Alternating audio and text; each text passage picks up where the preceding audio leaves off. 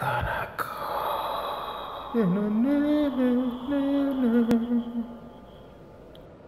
Hi, I'm Billi Maddox, and I'm gonna mess this up so that you don't have to.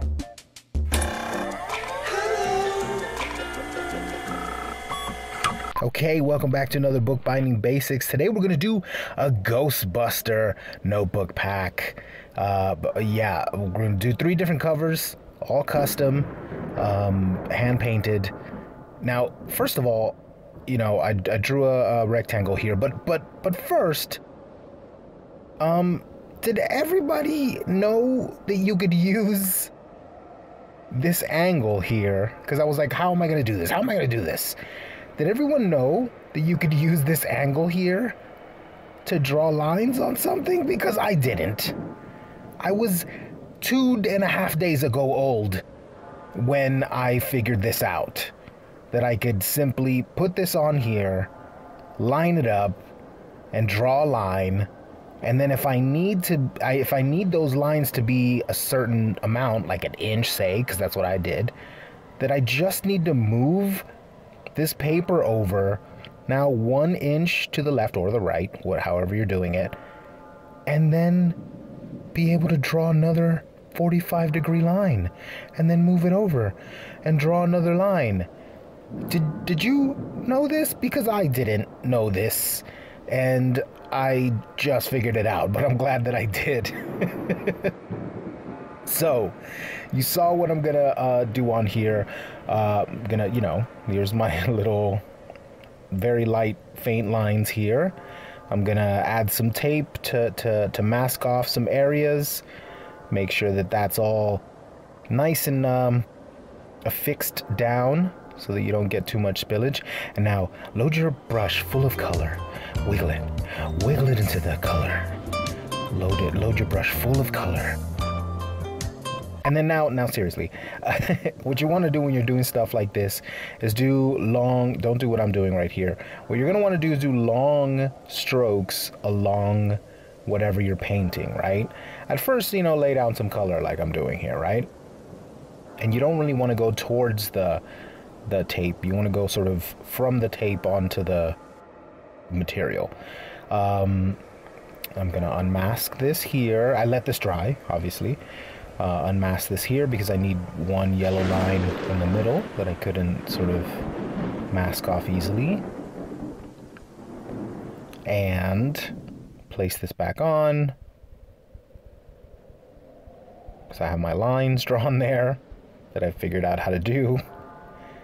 Don't know why I didn't know this. I'm sure everyone in the world knew this, but I didn't until about 2 days ago.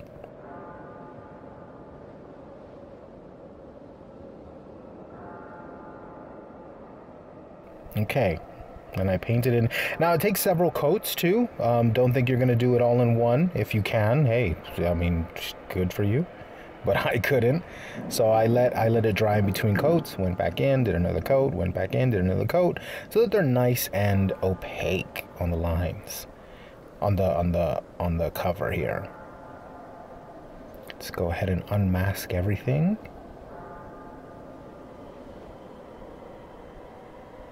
And this is sort of I found this picture on the internet of a very simplified ghost trap, and I thought that would be very cool for a cover.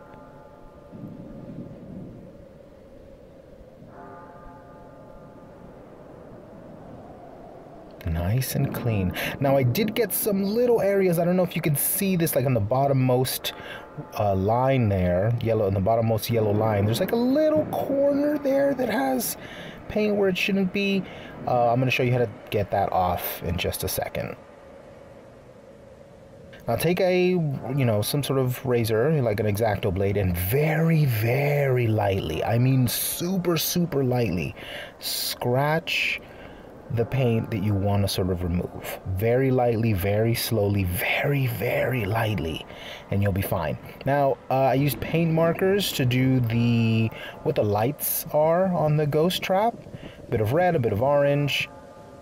Easy peasy, it's just a bunch of little dots. And there's one cover done. Now, using the sort of homemade carbon paper trick, I printed out this you know, I printed that out and then traced it on to the thing. Well, not really traced it on, but carbon copied it on. And then with a white paint marker, I am going to fill in all of the lines. This took forever, and I did have to do several coats on every single one of these lines to make it nice and crisp. But hey, you gotta do what you gotta do. But I think it turned out kind of dope. This is the Proton pack. It's like a blueprint of a Proton pack. Thought that turned out kind of dope too. And for the last one, I'm gonna do a slimed notebook. Now, if you'll notice, all of these are sort of, they don't open from the side, they open from the, you know, from the top. I just, you know, I don't know, I thought it sort of fit the sort of Ghostbuster vibes a bit more to kind of be almost like a notepad that way. But anyway, fill this all in, and this took a lot of coats as well, a lot of coats. You're gonna see it in the video not look completely filled in as I'm doing it, but trust me, I just didn't want to have to film over and over and over again me doing what you're seeing here over and over again as I lay down. I think maybe about 3 or 4 coats with the paint marker. It got progressively easier to do. But it does, you know, soak into the paper, so it doesn't quite fill in all the way. Even here, even though I did a beauty shot here, you can see that it's not completely filled in, but trust me, you know, I went over it like maybe 2 more times since this shot here, but I wanted to show all of them side by side. You see kind of, you know, there's still some areas that are a little blotchy, but I did get rid of that. And you'll see that in just a sec.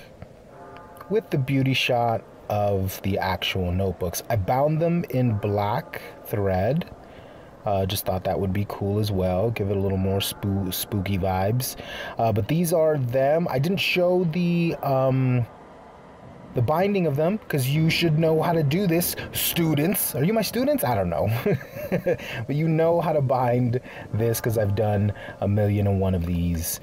These will be ghost stamped in my logo on the back because I didn't want to kind of mess with the design on the front, so they'll be stamped on the back, belly banded. The belly band will be stamped.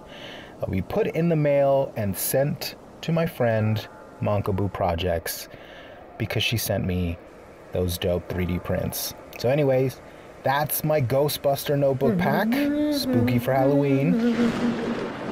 Oh, you're gonna go.